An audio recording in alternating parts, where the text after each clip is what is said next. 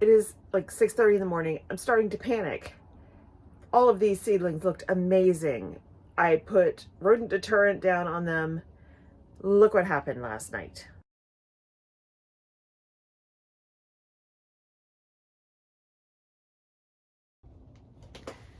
Look at this.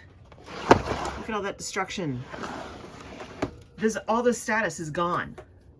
That stuff is like the snaps, normal stuff that they don't usually eat. All those snapdragons. Oh my God, you guys, I'm panicking.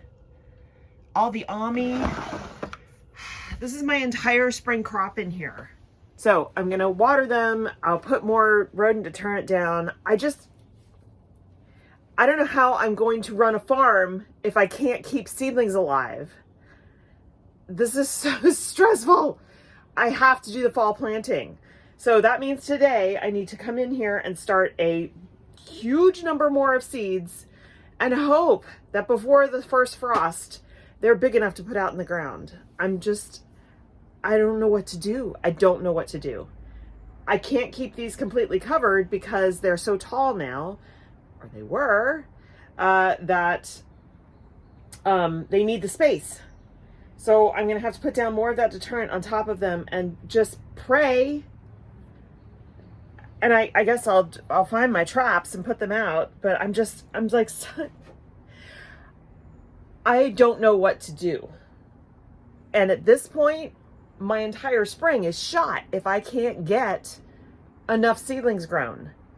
I fall plant for spring. I'm so stressed. Well, I guess today, instead of going out to cut down the flowers from this year out at Fish Ranch, today I'm spending the day in my home greenhouse and I am starting more seeds. I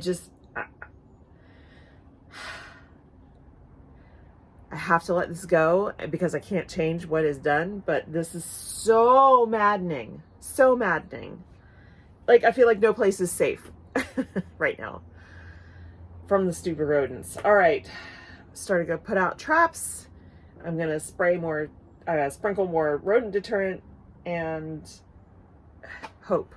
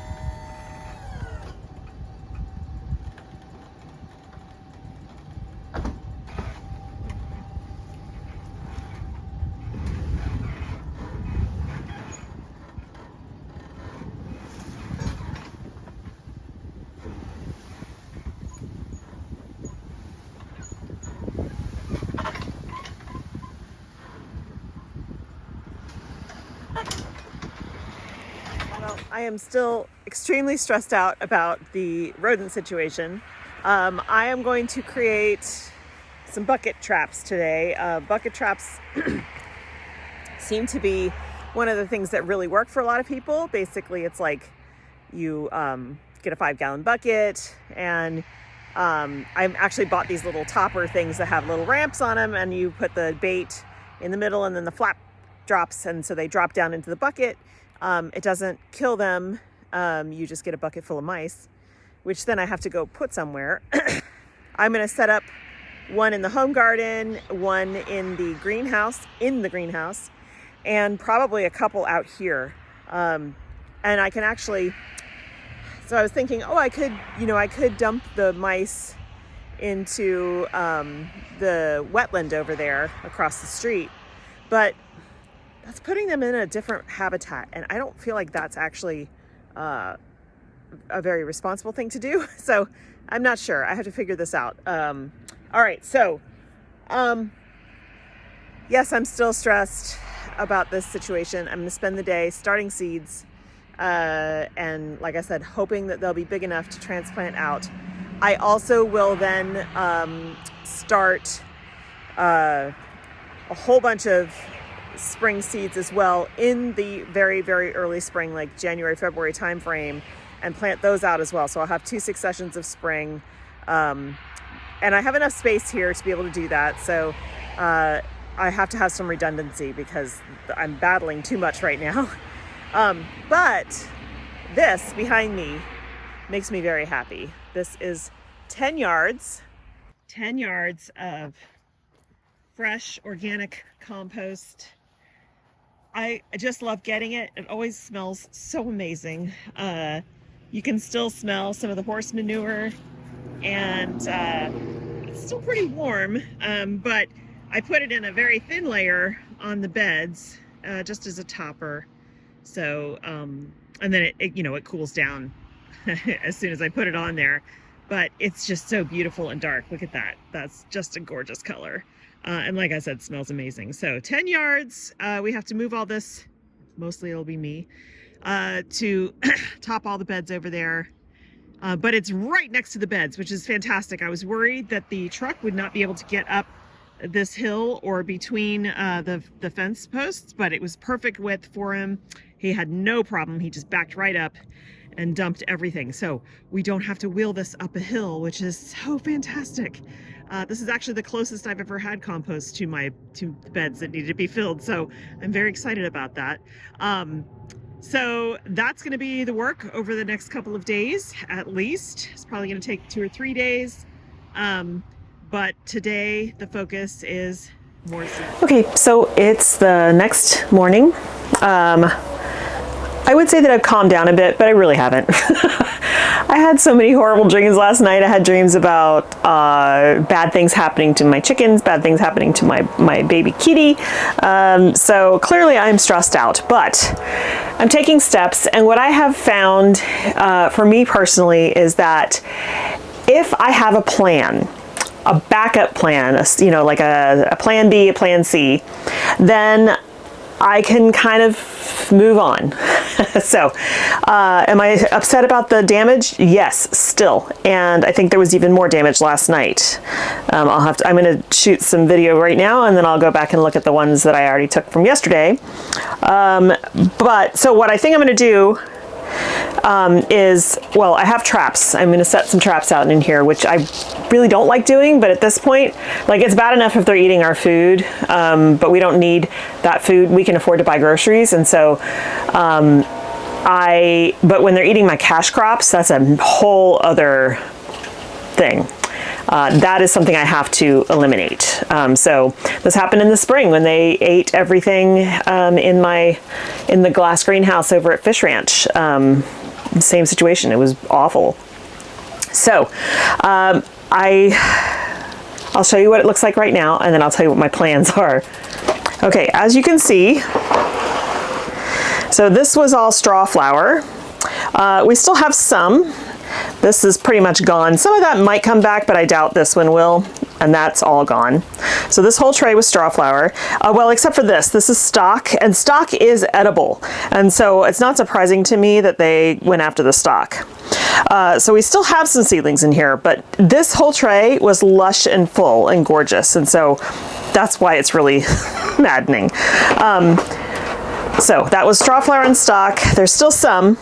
And then yesterday I started, this entire tray is stock. It's a whole bunch of different colors to replace what I've lost. However, I don't know if these are going to be big enough transplants to put out before we get our first frost. So I'm gonna have to really monitor the weather, really keep an eye on these guys.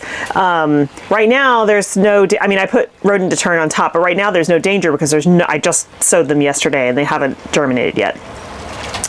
Okay, so then here we have, this was all status. As you can see, it's been picked apart completely.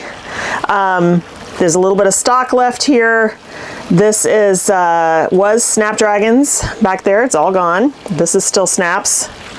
So I think what I'm going to do is put all of these into my garage tonight and set the traps in here. I can't afford to lose any more. Or I can cover all these with this, because overnight they don't need light. I'll try to figure out a way to get these covered. See, the thing is the trays are bigger than this, so I don't know. Trying to rig something up. Anyway, so status. I have started more status. This whole row back here is status, different colors.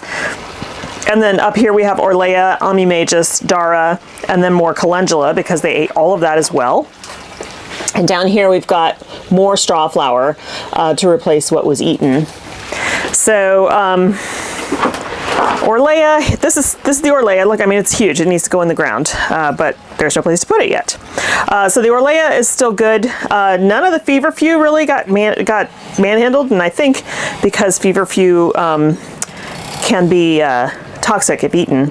Rudbeckia, they ate a lot of this, but you know, this Rudbeckia was being planted for the pollinator beds there, and that's okay. I can restart more Rudbeckia seeds. This is not a row crop. Scabiosa, they ate a lot of. They'll be all right. And then Daucus, they just decimated back there. And then here's my snaps tray. Look at that. That's definitely more damage than yesterday. So even though I put down more rodent deterrent on top of all this yesterday, yeah, this is bad, bad, bad. This whole tray was looking gorgeous just like that, and now half of it looks like that. So, and then yarrow, that got mostly decimated too. Here we've got calendula. A lot of that got eaten, but some of it still survived. This is all for the pollinator garden, so again, not a row crop. This is Clarkia. They haven't seemed to really be nibbling on the Clarkia. And then this back here is Cynoglossom. They seem to be leaving that alone too, but this was Aruncus and Amimagus, and yeah, so all eaten. This down here, the chard, obviously, they just basically took all the chard. And this was onions. There's a little bit left here that's bunching onions. So yeah, I'm gonna lay out traps basically on every shelf here. I'm gonna do that now, and I know I'll catch a bunch. And then try to cover these guys for the night because I can't continue to have more damage. My other plan, in addition to starting those seeds, so I fall plant because I can in my zone. A lot of these cold hardy annuals can be fall planted down to zone 5. It just depends on the exact annual. And what fall planting does is gives you a jump on the season. So they get into the ground in the fall, they get a root system established, they get a little bit of top growth established, and then they just kind of hibernate for the winter. But then you're way far ahead of the game come spring, and they bloom sooner than if you spring plant. But in my situation right now, I probably am going to, I've already shuffled some things around. I'm going to spring plant a whole bunch of stuff as well. Another succession of all of this. And I think I'm also going to order plugs for a bunch of stuff because that is a redundant system there. All the beds out there will be ready, obviously, by that point because things will be in the ground. And then I know that some things I can start from seed, but other things take a lot longer from seed. And so I'm just going to go on and order plugs, not for everything, but for some things. You know, ranunculus and tulips, those are going to go in the ground, you know, in the next couple weeks. And those, obviously, I will have to protect as well. You know, I know I have those that will be available. So, you know, it's really just about getting what's surviving here. I mean, this last spring, birds came in and ate almost all of my status. So I only had 2 small patches of status this year, but it still produced a ton of status. So, you know, I have to keep reminding myself it's gonna be okay, we're gonna work this out, but you know, I have to have plans in place. So in addition to the traps that I'm setting in here and all the deterrent I've put around, I'm also going to set up bucket traps, 5-gallon buckets. You fill them about quarter full with water. Not so much to drown the mice, but more to, or rats, but to keep, because I guess if rats get in there, because rats are bigger animals, they can shake it around and knock it over so they can get out. So the water weighs it down a bit. But these bucket traps have a contraption up top, which I actually ordered. I don't know when it's going to come in, hopefully in the next day or so, where they walk up a ramp to get to the bait, but then like a trap door drops below, and then they fall in and they can't get back out. So that is, I'm going to set up a bucket trap in here. I'll set one up out in the front garden. I'll probably set 2 up out at the farm. And also snap traps, which are not my favorite, but it is what it is at this point. So yeah, I'm looking at this still. I'm just devastated. It sucks. So I had planned on moving compost today because we got all that beautiful 10 yards of beautiful compost yesterday delivered. But I had some errands I needed to run this morning, and it's already almost, it's 11:30. So what I'm going to do is, I think what would be good for my soul, I mean, compost is good too, moving compost, because it's hard work and that helps me blow off some of my irritation. But I think what I'm going to do, and this will be enjoyable, is I'm going to clean out my wine barrel containers of the summer stuff and I plant up some fall bulbs. I showed you guys these the other day. And I think I have in mind what I want to do in those 2 containers. The containers are actually, you know, wine barrels are actually quite wide, so you can get a lot of fall bulbs or spring bulbs into one container. So I may not even have enough here. I might have to like use all of these. It's going to be a weird variety mix, but we'll see. I can always add more. But the other thing I do after I plant these is I cover them with a round to fit row cover so that water can get through, and I staple that into the ground, because otherwise the squirrels will dig them up and eat them. So I have to keep them protected. There's always somebody I'm battling for food and supremacy. Okay, so let me show you what I think I'm going to put in those 2 containers. So the containers I'm talking about are these 2 that are flanking the big picture window.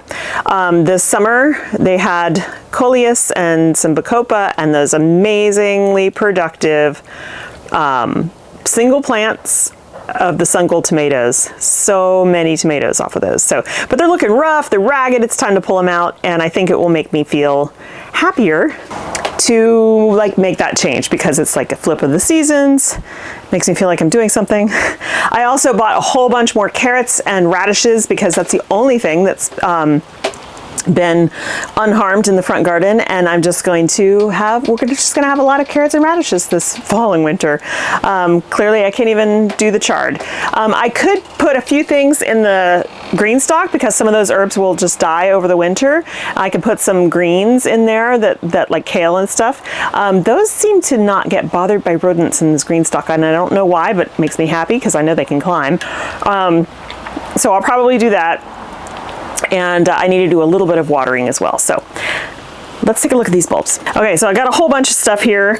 I didn't really have a solid plan when I bought them, because I just was drawn by colors. So I've already shown you guys these before, but I think what I'm going to do in the big wine barrels is, I think I'm going to do this and this. So these are, there's 9 white dream, 9 strong gold tulips in here. Let's see what their height is. 16 inches in height. And then we have just a white tulip here and muscari. The muscari, obviously, I will put around the perimeter because they'll be short.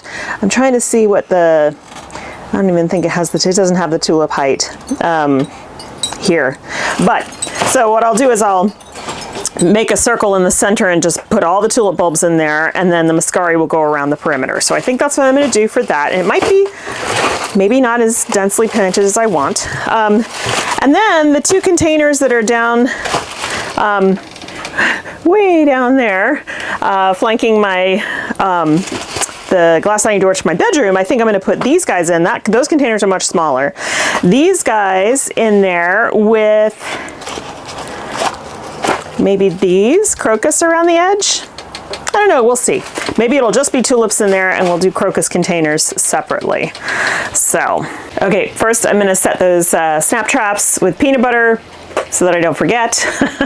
And then we'll get started cleaning out those containers and putting in the tulip bulbs.